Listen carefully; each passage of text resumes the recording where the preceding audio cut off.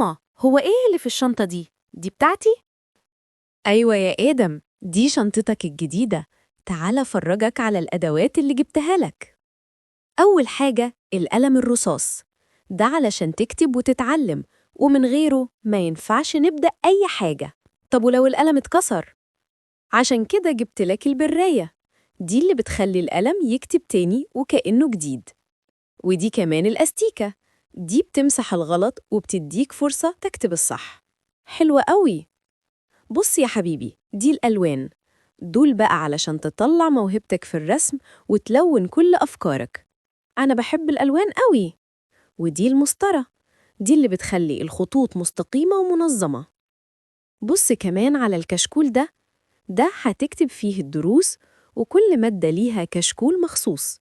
طب والكراسة دي مختلفة ليه؟ دي كراسة الرسم، عشان ترسم براحتك من غير ما تشخبط في الكشاكيل. ودي المقلمة، دي بيت الأقلام بتاعتك، تحط فيها كل حاجة صغيرة زي الأقلام والأستيكة والمسطرة عشان ما تضيعش. شكلها جميل قوي.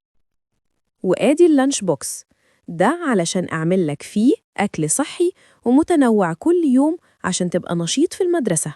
ياه، أنا مستني أشوف المفاجآت اللي هتحطيها لي فيه. وأخيراً الشنطة نفسها، دي بيت كل الأدوات دي، لازم تخليها دايماً منظمة ونظيفة عشان تحافظ لك على كل حاجة. حاضر يا ماما، أنا هخلي شنطتي أنظف شنطة في المدرسة. برافو يا حبيبي، كده أنا عارفة إنك هتبدأ سنة دراسية قوية ومنظمة.